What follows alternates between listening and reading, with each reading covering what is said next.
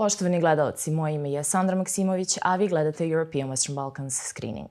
Srbija je u protekle godini i dalje procentualno najmanje spoljnopolitički usaglašena sa Evropskom unijom u odnosu na druge kandidate sa Zapadnog Balkana. Pokazala je analiza usaglašenosti Srbije sa spoljnopolitičkim deklaracijama i merama Evropske unije tokom 2020. godine, koju je sproveo Centar za međunarodne i bezbednosne poslove ISAK fond.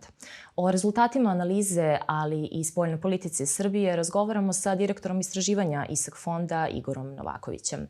Gospodine Novakoviću, dobrodošli.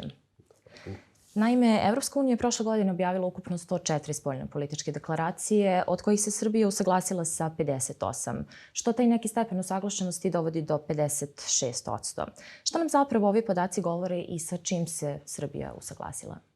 Pa prva stvar, ono što možemo da vidimo je da je stepen usaglašenosti, ako gledamo samo procentualno, što nije najbolji pokazatelj, a o tome ću pričati kasnije, je da je Srbija manje više u istoj poziciji od 2014. godine do danas, dakle da smo uvek oko istih procenata i da to u principu zavisi od tema sa kojima se Srbija ne usaglašava. Teme sa kojima smo se usaglašavali su šarolike, dakle obično su one deklaracije koje se tiču država u kojima EU vidi da postoje određeni problemi, pre svega što se tiče ljudskih prava, a potom i što se tiče poštovanja određenih međunarodnih konvencija i tako dalje. Konkretno, recimo, to su deklaracije su bile vezane za države poput Afganistana, Somalije, Gvineje, Bisau, Demokratske republike Konga, Sirije, odnosno restriktivnih mera koje su usmerene kao ovoj državi, Zimbabvea i drugih. Dakle, ovo su deklaracije sa kojima smo se mi usaglasili. Takođe, u te teme pada i obeležavanje značajnih godišnjica, kao što je, na primer, 16. jul, koji je Međunarodni dan krivične pravde i očigledno da sa ovim temama, barem u ovom momentu, ne postoji prepreka za usaglašavanje Srbije sa njim.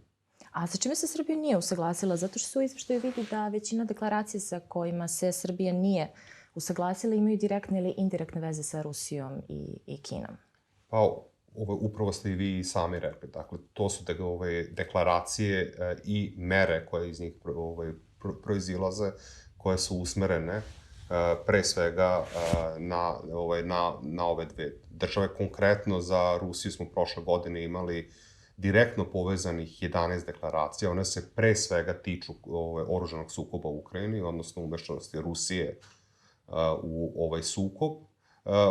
One su podeljene, recimo, na 4 paketa restriktivnih mera, koje su uglavnom usmerene protiv pojedinaca i entiteta iz Ruske federacije, Istočne Ukrajine i Krima, i političke deklaracije koje su vezane za godišnjicu pada malezijskog aviona, koja se ponavlja svake godine, odnosno poziva se na prihvatanje rezultata istrage i slično. I imamo političke deklaracije koje su vezane za aneksiju Krimskog poluostrva. Takođe, prošle godine u vezi Rusije bila je i jedna deklaracija koja se direktno ticala same ruske politike u Rusiji, a to je odluka da se zabrani, odnosno ograniči rad Evropske fondacije za demokratiju, koje je telo koje je direktno povezano sa institucijama Evropske unije.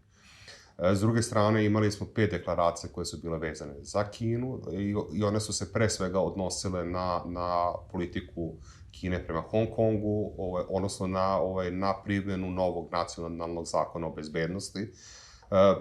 Kina u ovom slučaju nije samo problem što se tiče deklaracije koje je objavio Savet Evropske unije, o kojima sada konkretno govorimo, već postoji i pitanje usaglašavanja Srbije u međunarodnim telima sa EU, koje se isto prati, a Srbija je u nekoliko navrata otvoreno podržala neke kineske poteze. A zašto konkretno Srbija odbija da prihvati deklaracije koje ne idu u korist Rusiji i Kini?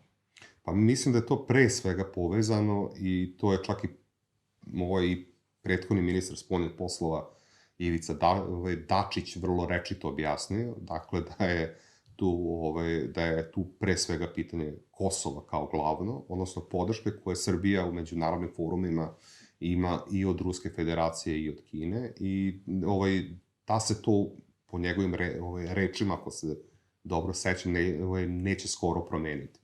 Meni se čini da se od 2014. godine se situacija i produbila, odnosno da je sa obe zemlje, kao što vidimo, Srbija je razvila izuzetno visok nivo odnosa i ti odnosi su i produbljeni kroz ekonomske i političke veze, tako da mislim da smo sad, nije sad samo pitanje Kosova, već i oportunog momenta u onom trenutku kada su de facto evropske integracije u zastoju, a pregovori oko Kosova u nekoj vrsti ćorsokaka, pretpostavljam da ćemo o tome pričati kasnije. A koliko je realno da Srbija u skorijoj budućnosti bude u potpunosti usaglašena sa Evropskom unijom, imajući u vidu Kosovo koje smo malo pre spomenuli? Pa mislim da je to pitanje svih pitanja, ali u suštini postoje mogućnosti za određeni napredak u usaglašavanju, pre svega sa jasnom diferencijacijom između onih deklaracija i mera koje se tiču direktno Kine i Rusije, odnosno sve ove ostale deklaracije koje sam spomenuo, koje se tiču drugih država, postoji verovatno prostor da se Srbija usaglasi sa njima uz adekvatnu komunikaciju i sa predstavnicima Ruske federacije i Narodne republike Kine, i mislim da bi to bio i jasan znak i jednima i drugima u principu da Srbija svoju budućnost vidi u okvirima Evropske unije, ali da itekako vodi računa i o interesima drugih država, ali pre svega da je njen strateški cilj, dakle, članstvo u EU. A da li smatrate da bi Srbija zaista bila spremna da žrtvuje dobre odnose sa Kinom i Rusijom zarad članstva u Evropskoj uniji? To je sad pitanje, opet pitanje svih pitanja. Dakle, prva stvar, Evropska unija je kao entitet pre više od 20 godina ponudila evropsku perspektivu za sve zemlje ovog prostora. Mislim, to je vrlo jasno od 2003. godine. Mi smo se opredelili da je nama glavni strateški cilj članstvo u Evropskoj uniji i sad, u principu, mi sami sa sobom treba da se dogovorimo šta nam je glavni prioritet. Dakle, niko nama ne zabranjuje da mi odustanemo od Evropske unije kao našeg strateškog cilja, ali mislim da je očigledno da postoji evidentna podrška stanovništva, bez obzira na to što je u anketama ta podrška donekle opala, ipak je bez ikakve kampanje i u prilično turbulentnim odnosima između Unije i Srbije ona nadpolovična. Tako da mislim da i to utiče zašto Srbija i dalje insistira da je to glavni cilj, i onda u tom kontekstu mi treba da se odlučimo. Ako nam je to glavni cilj, onda treba da napravimo jasan plan šta želimo da uradimo i kako. U kakvu poziciju čvrsti odnosi sa Kinom i Rusijom stavljaju Srbiju na međunarodnom planu, odnosno takođe kako na to gleda Evropska unija? Ovde ja mislim da nije osnovno pitanje samo kako Evropska unija gleda na to, nego kako gledaju Sjedinjene Američke Države. Naime, od 2014. godine imamo značajno povećane tenzije u međunarodnim odnosima, a nakon toga i sa proglašenjem ovog programa Pojas i put i sve većim uticajem Kine ne samo na ovom prostoru, nego uopšte globalno. Međunarodni odnosi su sve više podložni tenzijama i uopšte nisu na onom nivou uravnoteženosti na kojem su bili tokom celokupne pre 2014 ili čak pre 2008. godine. U tom smislu za male države prilično opasno kada se pozicionira između velikih blokova, pogotovo kada raste nerazumevanje i rivalitet između njih. U ovom slučaju konkretno mislim na SAD i Kinu, ali tu treba sagledavati i Evropsku uniju. Ona je nedavno proglasila Kinu za stratešku komponentu. Dakle, i pored poziva na saradnju sa Kinom i želju da se sa Kinom sarađuje pre svega u multilateralnim okvirima, priznaje se da postoji određena vrsta rivaliteta. U tom kontekstu, meni se čini da bi Srbija će htela, ne htela u jednom momentu morati da odluči gde pripada i da potencijalno isnosi posledice te svoje odluke. Mi danas, ako pogledamo samo geografsku kartu, ja to vrlo često ističem, gde se Srbija nalazi, ona je okružena članicama Evropske unije i članicama NATO. A ISK fond od početka pregovora Srbije sa Evropskom unijom prati, tačnije od 2014. prati usaglašenost Srbije sa spoljnopolitičkim deklaracijama Evropske unije. Kako je tekao put Srbije u ovoj oblasti od tada? Samo da vas ispravim, mi od 2008. pratimo, odnosno 2012. smo izradili prvu analizu koja je obradila period od potpisivanja sporazuma o stabilizaciji i pridruživanju do kraja 2012. godine. I mi smo od 2008. godine, odnosno od momenta kada je Priština jednostrano proglasila ovu nezavisnost, imali nagli pad u saglašavanju sa spoljnopolitičkim deklaracijama. On se popravio od 2011. godine, 2013. dakle neposredno pred izbijanje oružanog sukoba, odnosno krize u Ukrajini, ta usaglašenost je bila praktično 90 i nešto posto. I onda je naglo pala. Očigledno, osnovni razlog za to je broj deklaracija koje se tiču posredno ili neposredno Ruske federacije i Kine, zato što, recimo, 2011. 12. i 13. broj tih deklaracija je bio minimalan. Tako da mi u principu vodimo jednu konstantnu politiku, s tim da mi se čini da od 2016. godine mnogo više obraćamo pažnju na spoljnopolitičke interese i Rusije, a i Kine. A kako je mesto spoljne politike u novoj metodologiji pristupanja Evropskoj uniji? Koliko će to poglavlje 31 biti važno u novoj metodologiji?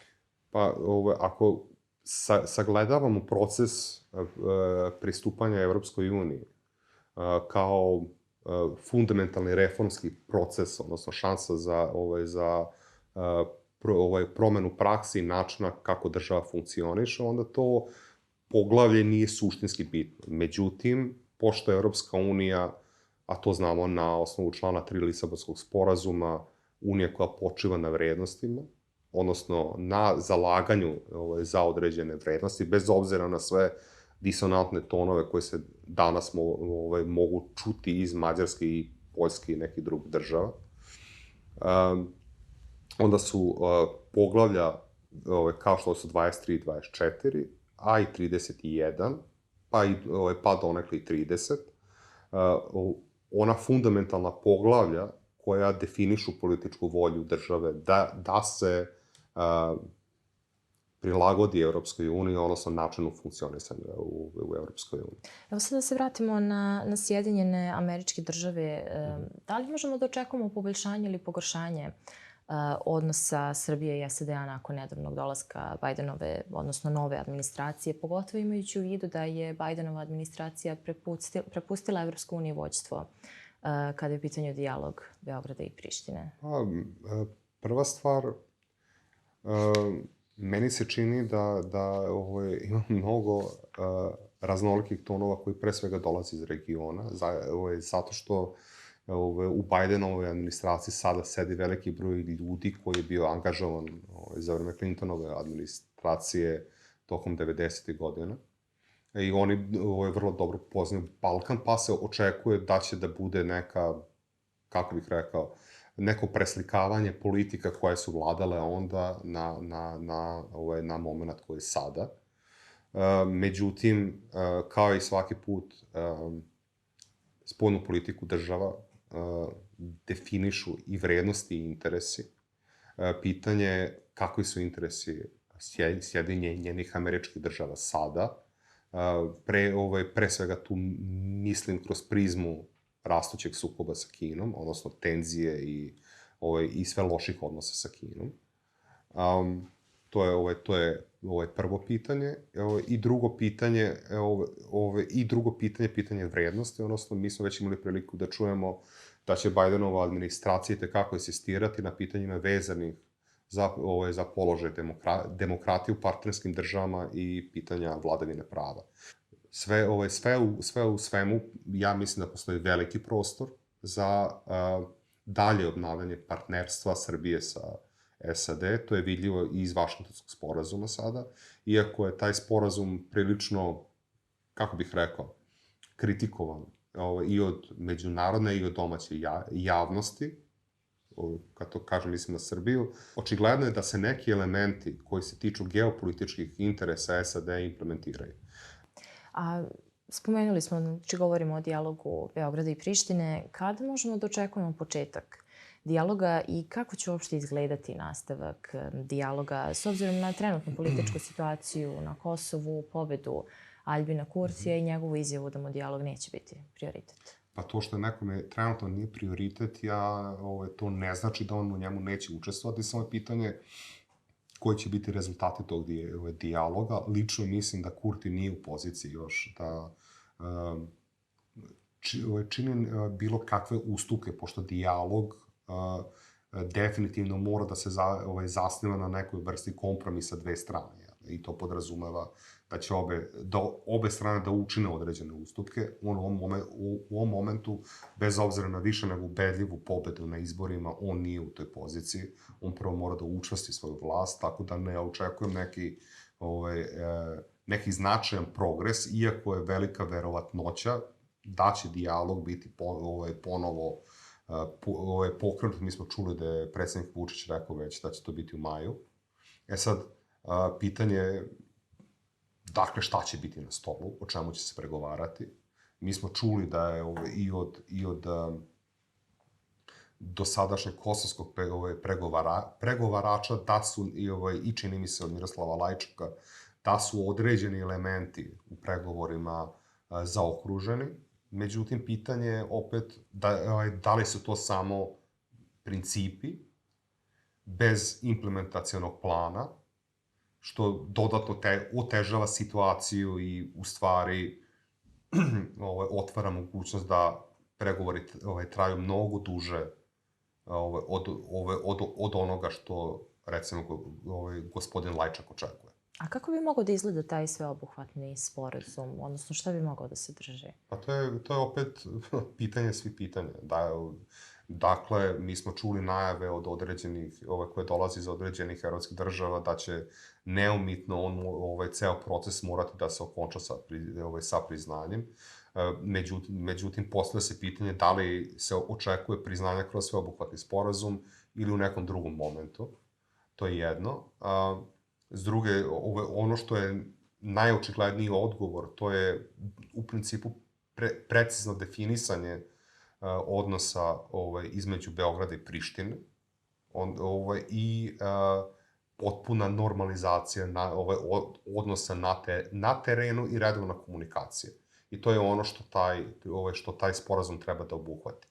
Sad, a za sva ova političkija pitanja po znacima navoda, mislim da je to nešto što će vrlo verovatno biti ostavljeno za neki budući period i pitanje je i da li će biti ostvareno. Na kraju krajeva imajući u vidu stava Beograda. Ja vam za kraj, kako tumačite uopšte gledišta Sjedinjenih Američkih Država i pojedinih predstavnika Evropske unije da bi Srbija trebalo da prizna Kosovo, odnosno da dođe do uzajamnog priznanja? Da li se to suštinski očekuje ili ima nekog prostora za neki manevar, za drugačije rešenje? Ja sad nemam neka direktna saznanja, ali meni se čini da je to samo podvlačenje toga kao krajnjeg cilja politika ovih država, odnosno pristup ovih država.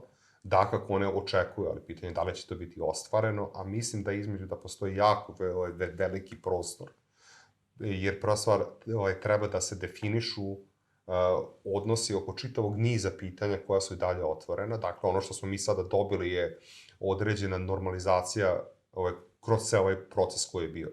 Dobili smo određenu normalizaciju odnosa na terenu, delimičnu integraciju 4 severne opštine u sistem Kosova.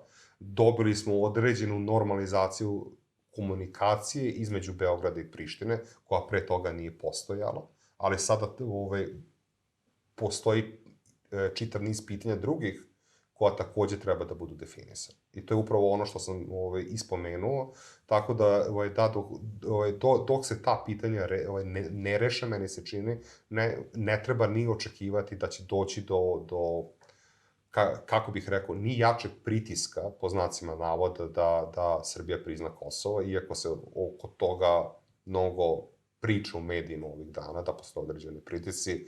Meni se čini da je baš u pitanju suprotno, da su svi svesni da je to proces koji će vrlo verovatno trajati neko vreme. Tako da mislim da prostor postoji. Sad, da li je suštinski u interesu Srbije da se taj sveobuhvatni sporazum, ne govorim dakle o priznanju, nego sveobuhvatni sporazum odlaže, to je drugo pitanje. Znači da zaključimo i dalje, ostalo mnogo vremena dok dođe do bilo kakvog dogovora. Bio je ovo Screening.